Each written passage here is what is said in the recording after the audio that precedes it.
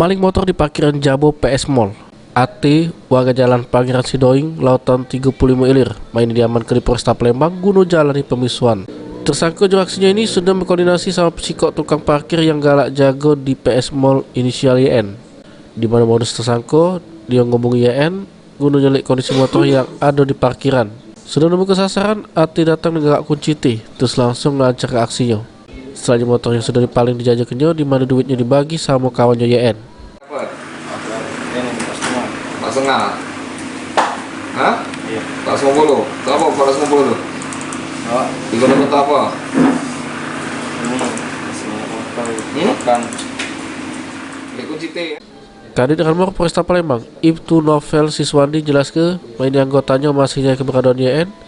Digawati sudah melakukan aksi maling motor di sekitaran parkir Jabo PS Mall. Jadi untuk modus dia kerjasama dengan parkir.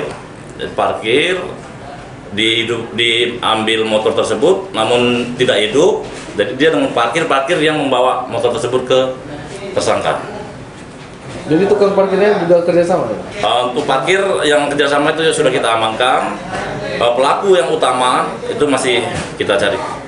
Ini parkir. Dengan tertangkapnya AT, korban Heriansa yang sudah kehilangan motor di PS Mall, berharap supaya AT dijerat dengan suatu hukum yang berlaku. Lalu buat rewangnya yaitu YN, berharap supaya gancang ketangkap polisi.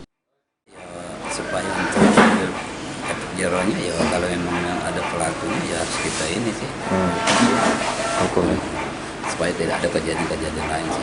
Walaupun bukan di tempat kita, di tempat lain sih. Di tempat kita kan banyak. Main tersangka dijemput ke Jursel tahanan Polresta Palembang guna nanggung jawab ke perbuatannya. Abidin Riwanto, PAL TV.